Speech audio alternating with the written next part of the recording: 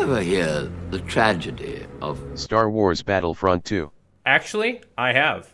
In late 2017, when everyone was going crazy over a brand new battle royale called Fortnite, I was having a fantastic time playing Star Wars Battlefront 2, a game that made it look like you were dropped into the Star Wars films themselves. As a kid growing up, I was obsessed with Star Wars. If I wasn't getting into lightsaber duels with my brothers, more often than not, you'd find myself playing Star Wars games such as Star Wars Bounty Hunter, Lego Star Wars, and even the original or old school Star Wars Battlefront games. These games allowed you to feel like you were a clone trooper or droid on planets where battles took place in the films. And if you were lucky, you'd gain access to an overpowered Jedi or Sith to go on a rampage. So when EA decided that DICE, a studio that EA owns, would be developing the sequel to their Star Wars Battlefront series, I was curious nonetheless as to how this would turn out. See, the first Star Wars Battlefront game that DICE and EA released in 2015 caught the eyes of many people. Graphically, the game looked insanely beautiful. Eventually, EA decided to add additional maps and characters as purchasable DLC packs, but ultimately, the focus of content revolving around the original trilogy of movies left fans wanting more. Then, when EA decided to showcase the trailer for Star Wars Battlefront 2 in the summer of 2017, the Star Wars community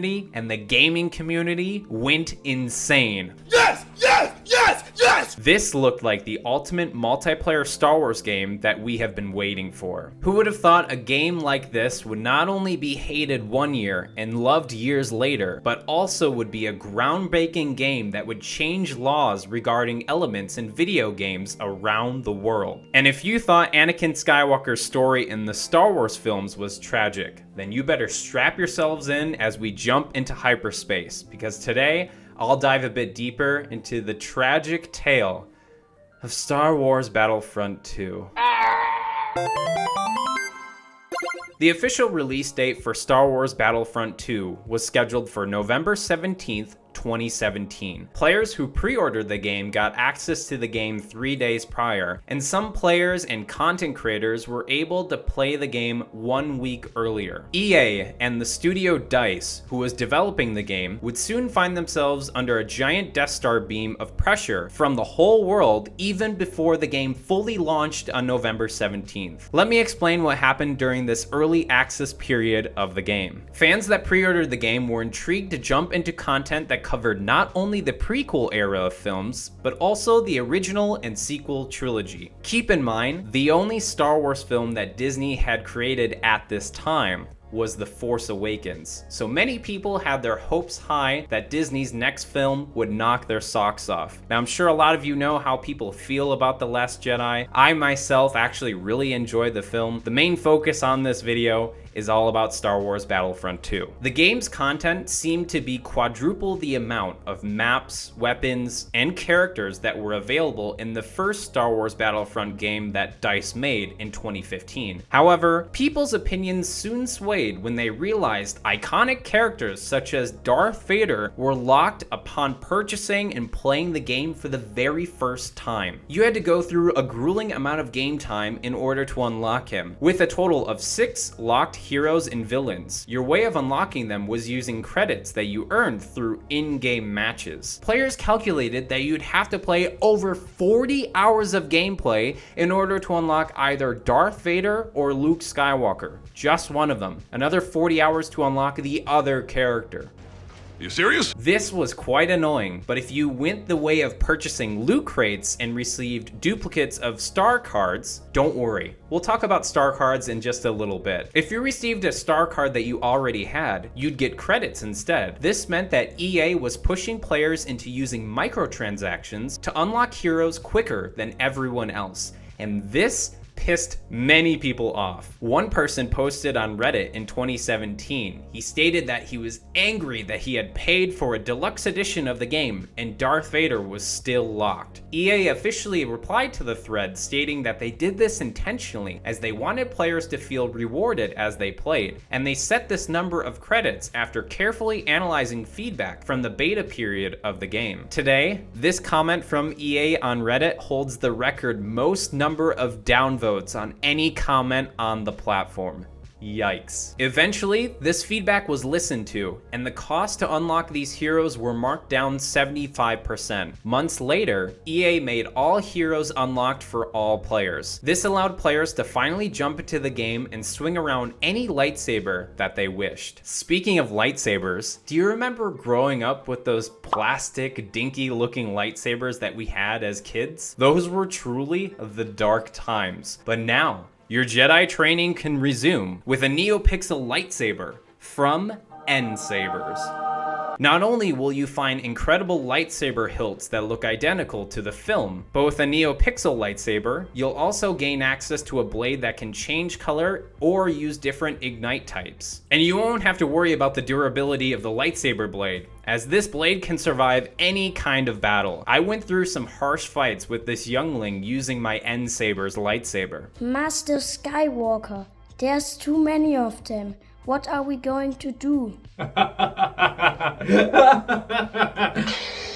if you're looking to become a Jedi or a Sith with a realistic looking lightsaber, then be sure to use my link in the description down below to save 7% off your first lightsaber, or use code moopliss at checkout. Thank you so much, N-Sabers, for sponsoring this video. May the Force be with you. In November 2017, locked characters like Darth Vader would be the least of EA's concerns. After players got their fill of being able to experience all different eras of films in the game, the cracks started to show of how this game is gonna be profitable in the long term. That being the loot crate system. When it comes to loot crates in video games, many players may despise them entirely. Plenty of games have been able to go free to play, all because of there being microtransactions like loot crates as a frontrunner for their way of making revenue. Games like Team Fortress 2 or Counter-Strike have been able to go free to play simply because of the loot crate system,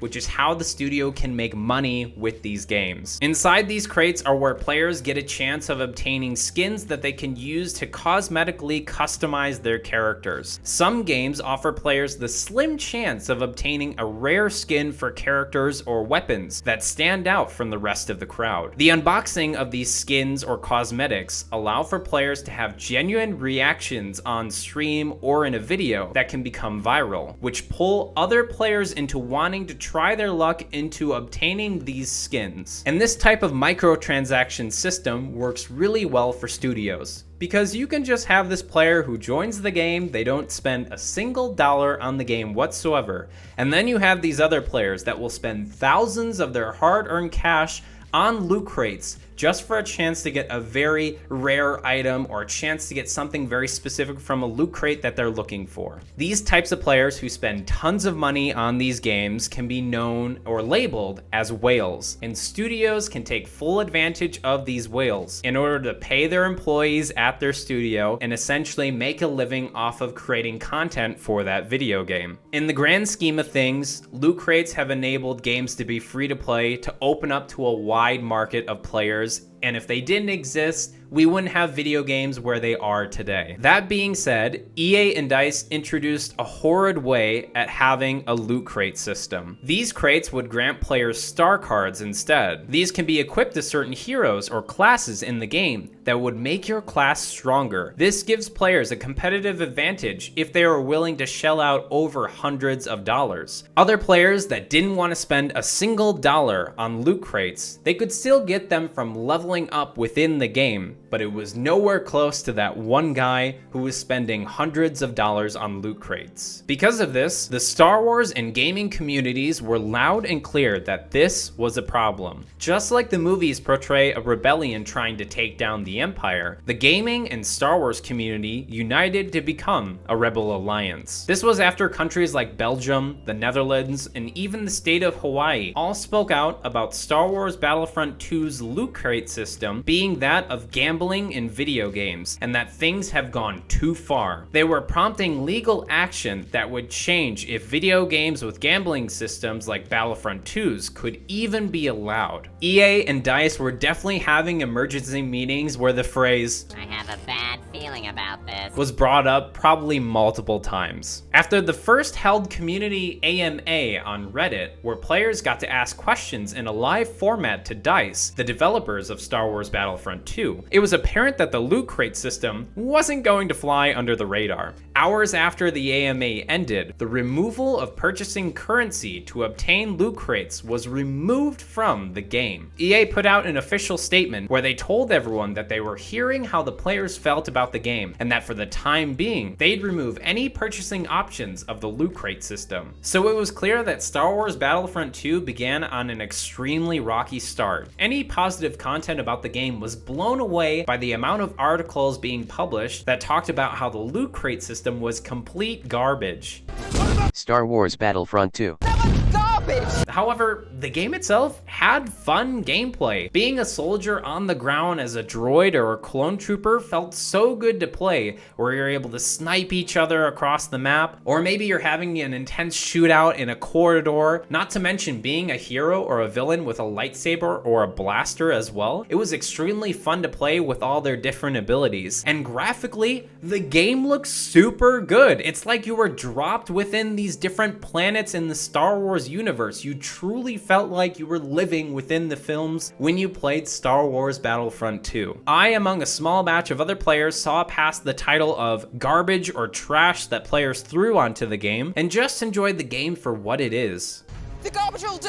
The roadmap for Star Wars Battlefront 2 gave many of us hope that it would be a game that would have a lengthy life cycle. As movies from Disney would release, new content in the game showcasing new planets to have battles on that were based on these new films were added into the game. They even added new heroes and villains into the game as time went on. During the spring of 2018, EA and DICE re-enabled the loot crate system. Only, there was no actual way of purchasing loot crates anymore. Players would receive them from daily logins or completing challenges in the game, but there wouldn't be any star cards that players would receive. Only cosmetic items like victory poses or emotes could be found within the loot crate. Now, the whole system was changed up as to how you spent money in the game and what you would get out of it. Players could purchase currency in the game with real-world money called crystals. These crystals could be used to purchase different outfits or skins for characters in the game. This type of microtransaction system is similar to other games on the market, where if players paid money, your character just looks more shiny, detailed, or stands out from the crowd than other players. However, the damage and reputation to how the game was in November still changed laws in countries like Belgium and the Netherlands, where loot crate systems in video games would not allow people located in that country to be part of purchasing. This meant games that released in these countries would have to add ways for players based in Belgium or the Netherlands to not have access to spend money on loot crate systems in their games. And if studios were not able to change the mechanics of loot crates within these specific countries, then they would have to remove the game entirely from players to access within these countries. There was definitely a foul stench lingering in the air for Star Wars Battlefront 2.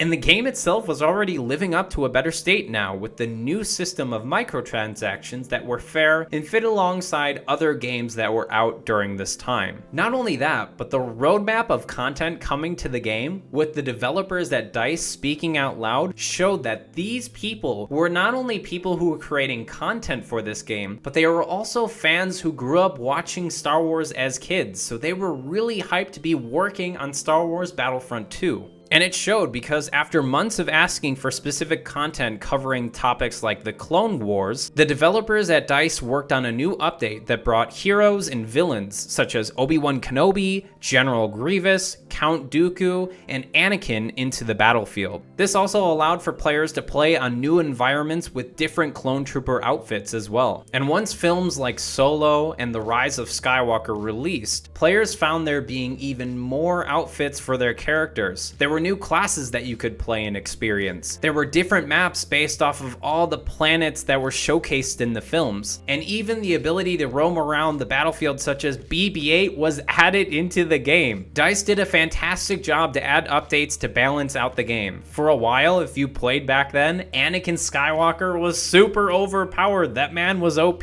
But eventually players spoke out and DICE was able to add balance patches to fix this. The game was at an all-time peak of players being intrigued about there being new content to the game as time goes on. Many fans got excited about what was on the horizon for the game. The Mandalorian was a hit TV show that was being broadcasted at this time, and there were rumors that an Obi-Wan Kenobi series and maybe an Ahsoka series would be out as well. Maybe they could add different content from these television series as well. I mean, the sky is the limit when it comes to the Star Wars universe. And all this hype and excitement about Star Wars Battlefront 2 and what kind of new content can be on the horizon, it came to a close when EA announced in April 2020 that this new update that would be launched, it would be their last update of new content for the game. This meant that just as the game was entering a state that many players were loving and enjoying, soon it came to a crushing end. EA had told all the developers at DICE that all hands were needed to work on the next Battlefield game, which didn't go so well for the actual game that came out. There were many DICE employees that left the studio as their main purpose for sticking around was to be able to work on Star Wars Battlefront 2. And when EA stated that they'd be dropping content for the game, they knew it was time to head out. It's ironic that Star Wars Battlefront 2 is in the state that it actually is in right now, because currently it's actually easy to find matches on console and PC if you play the game today. You'll have lobbies where there are 40 plus people within a map where they're shooting down small corridors, or perhaps they're sniping you across giant fields just to gain control over a command post. There is already a wish for there to be a Star Wars Battlefront 3 game, but for the time being, players play Battlefront 2 to get their fill from a multiplayer Star Wars experience. I guess the Force works in mysterious ways. With how much players spoke out negatively about the game, it soon came to kick everyone in the butt years later. As a game that is now loved by the community with hopes of more content to be released as the years go on, soon that dream was cut off entirely. Battlefront 2 is hanging on by the one hand of players that are playing the game to this day, but eventually less and less players will keep playing the game, and EA may pull the plug on the servers entirely. In fact, they are already removing the option for people playing on older systems of Windows to play the game. So until that day comes, I'll enjoy booting up Star Wars Battlefront 2 every now and then. Just be careful what you wish for and speak out loud in the future,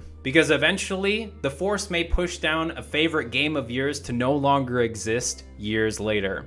Thanks again for N Sabers for sponsoring today's video, and thank you for watching all the way until the end. As always, stay hydrated, gamers.